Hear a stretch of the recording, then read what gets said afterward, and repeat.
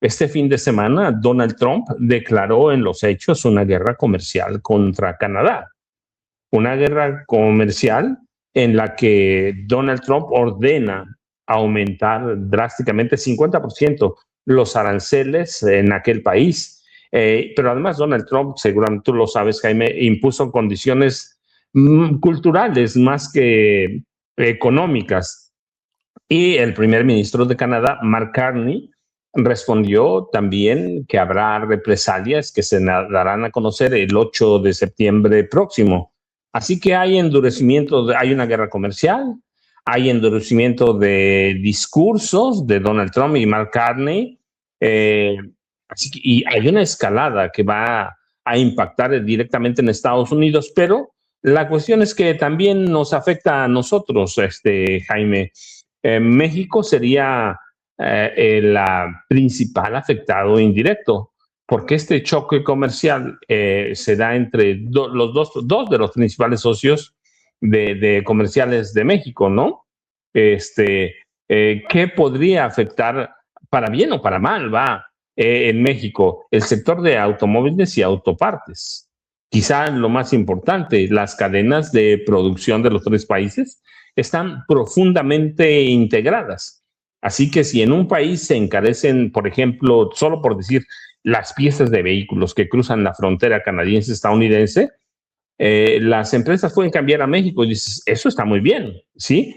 Pero la verdad es que si hay una crisis, va a haber una crisis en los tres países. Jaime, va a afectar el autopartes, como dije, acero y aluminio, maquinaria, equipo eléctrico, componentes electrónicos, alimentos, productos agropecuarios, madera, papel, muebles. Son tres economías de las mayores del mundo. Pero bueno, tenemos a la primera, que es Estados Unidos, y luego tenemos a Canadá y México, que entran entre las primeras economías desarrolladas del mundo. Así que México aparentemente podría ganar mercado en una disputa de Estados Unidos con Canadá, pero Trump está tan loco, tan demente, que es capaz al mismo tiempo de pelearse con Claudia Sheinbaum Pardo, Jaime. Así que esta guerra, digo, el tema de Rochamoya es muy importante porque es político interna, pero esta guerra que declaró, sin declarar la guerra, pero es una guerra comercial, Donald Trump contra Mark Carney, también nos va a impactar, Jaime.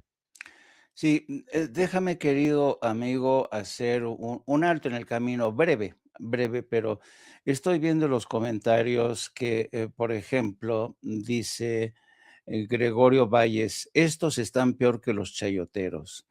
Y también están diciendo Belisabel, ¿soy yo o si hoy aquí Paco, Vicente y Jaime tienen un doble discurso? No, yo creo que la gente tiene que entender que nosotros somos periodistas, no somos porristas, y nuestra obligación es dar nuestro punto de vista de carácter independiente. Nosotros no estamos comprados por la 4T, es un movimiento con el que nosotros simpatizamos desde el 2018, cuando Andrés Manuel conquistó el poder, pero no vamos a dejar de señalar los errores de bulto que está cometiendo Morena, ¿no? Y errores de bulto que le pueden costar y mucho en las elecciones del 2027 y el 2030. Uno tiene la obligación como periodista de señalar los problemas porque no somos como precisamente como los chayoteros del viejo régimen, que todos los problemas los ocultaban a todo lo que decía López Obrador. ¿Qué horas son, señor presidente? ¿Qué horas son? Lo que usted diga, señor presidente. Pues no, nosotros no funcionamos así.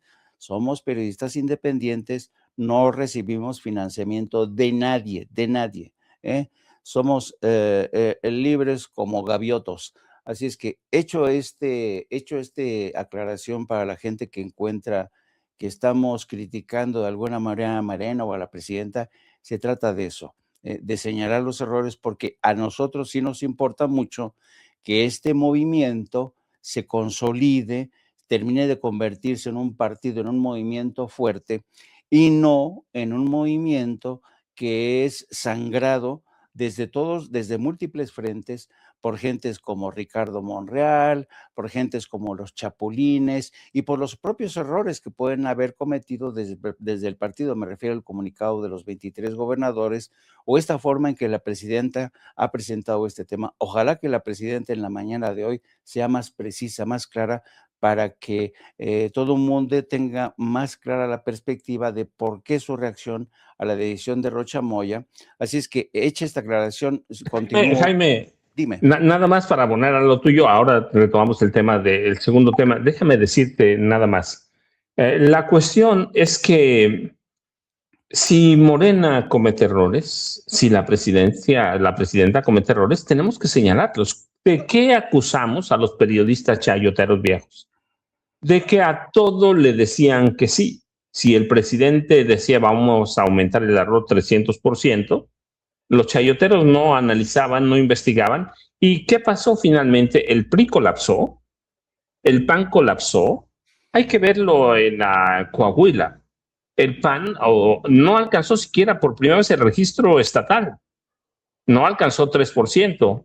Si, el papel nuestro, sí, aquí lo hemos dicho abiertamente y además los años de ejercicio periodístico muestran que en su momento hemos apoyado al presidente López Obrador, a la presidenta Claudia Sheinbaum Pardo, pero no somos porristas de ellos y si hay errores hay que señalarlos.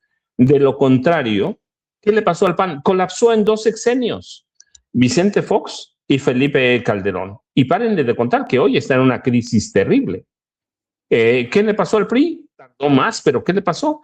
¿Cuántos gobiernos controla? 2, Coahuila y Durango, después de controlar el país. ¿Por qué? Porque estos viejos periodistas todo les solapaban. Y si cometían errores, no importa, finalmente cobraban. Así que si algo bien le podemos hacer a Morena, es criticando errores. López Obrador lo decía. Yo recuerdo, López Obrador nunca se quejó de eso cuando los errores tenían fundamento y argumento. Así que si Morena comete errores, hay que decirlos, porque lo que está en juego, yo insisto, para mí es la presunción de inocencia en este caso, y Morena tiene que controlar el relato. No, la mañanera no es suficiente para eso, y si los funcionarios de primer nivel acuden con la prensa chayotera, nosotros no estamos traicionando eso, son ellos. Son ellos. López Obrador decía benditas redes sociales. Y hoy los funcionarios, por lo menos un grupo de primer nivel, desdeña las redes sociales y acuden con aquellos funcionarios, con aquellos periodistas viejos que llevaron al colapso al PRI, que llevaron al colapso al PAN y que traicionaron cuando se pudiera. Nosotros hacemos un llamado de atención porque además es trabajo del periodista, no vamos navegando con los ojos cerrados, pero Jaime, estamos con Estados Unidos acá y Canadá que nos va a afectar una guerra comercial para bien o para mal Estados Unidos-Canadá. Sí, y lo irónico de este asunto es que, como bien dices, el problema que tiene México, a diferencia de Canadá, México es el principal socio comercial de Estados Unidos. México y Estados Unidos tienen un intercambio comercial que supera los 900,000 millones de dólares al año. Una barbaridad.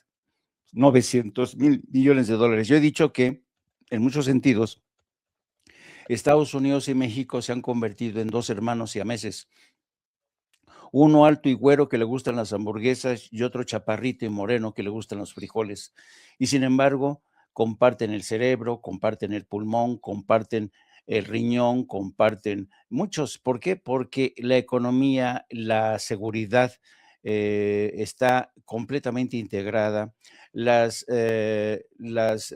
¿Cómo se llaman? Los circuitos de producción son como las venas que abastecen el sistema comercial de ambos países, ¿no?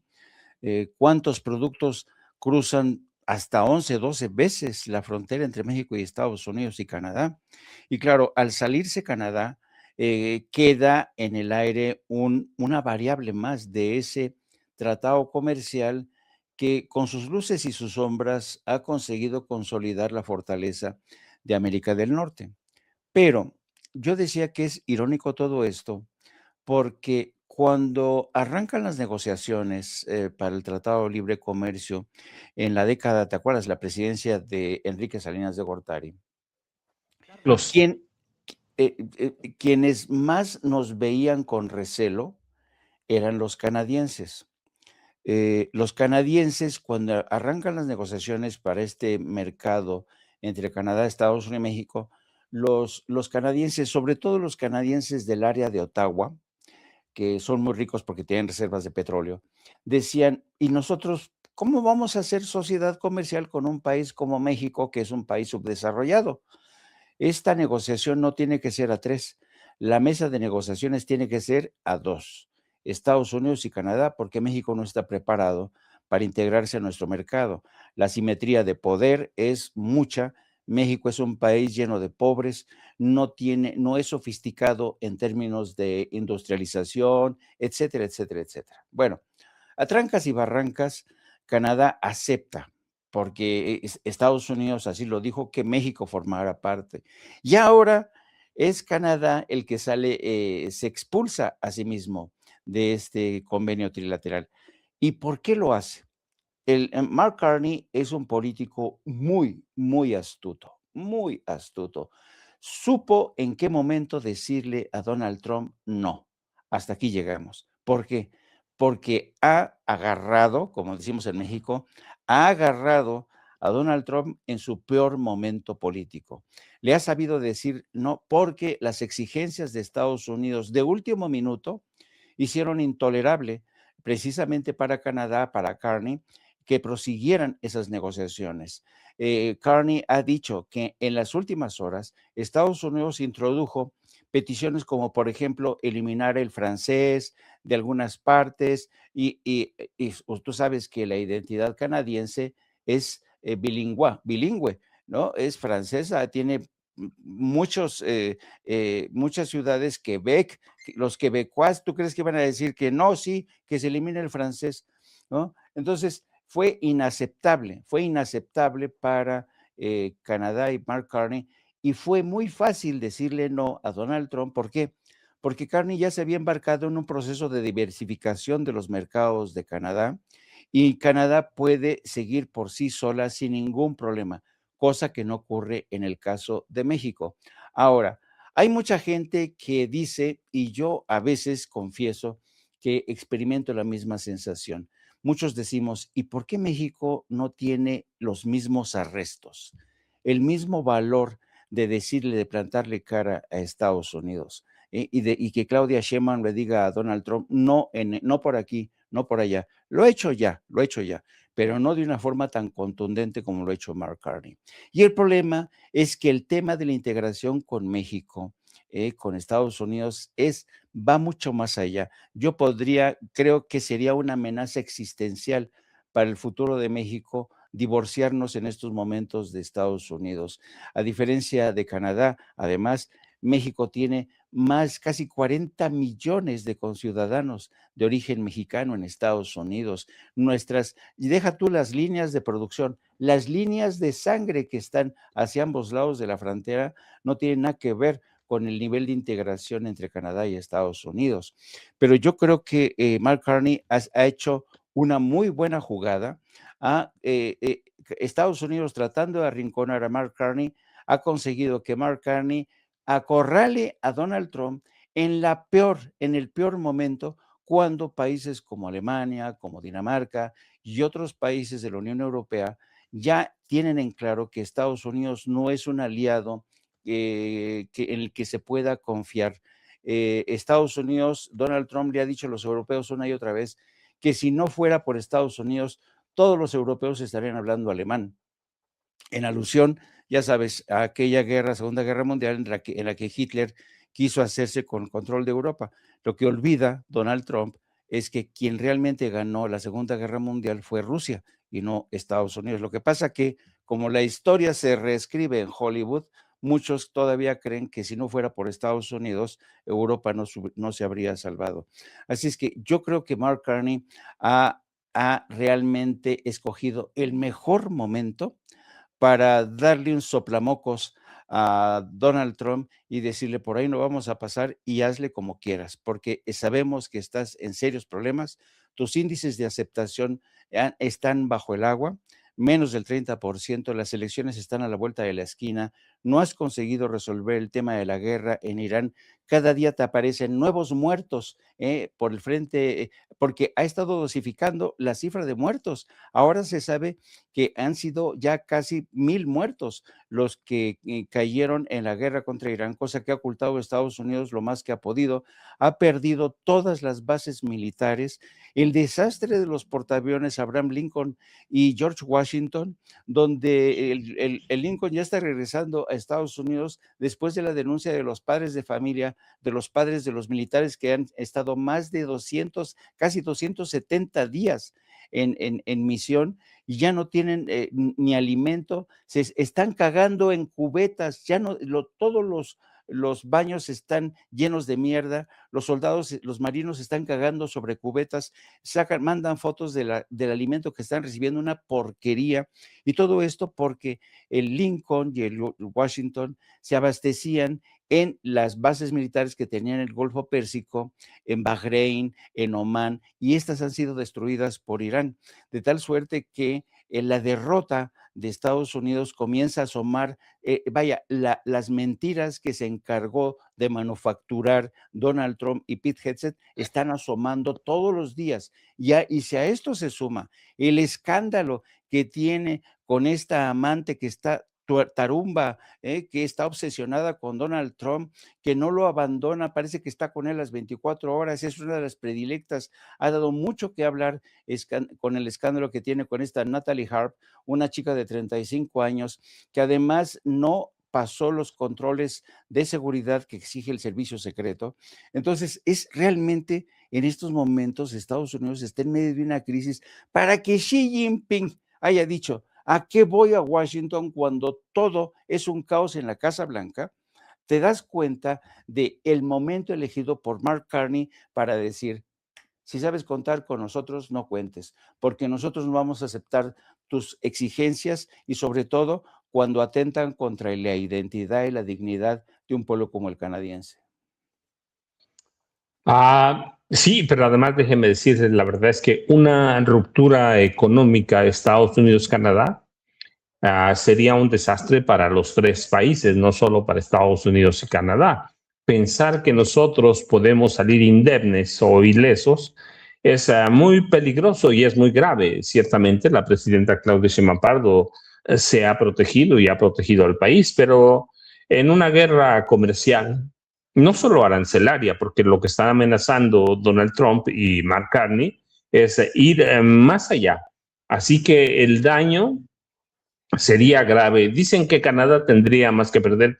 Yo lo dudo, quizá en el corto plazo sí, pero a mediano y largo plazos, mi lectura es de que Estados Unidos tendría mucho que perder porque importa a Estados Unidos mucho petróleo crudo de Canadá y Canadá puede, en una acción desesperada, puede cortar el suministro de crudo.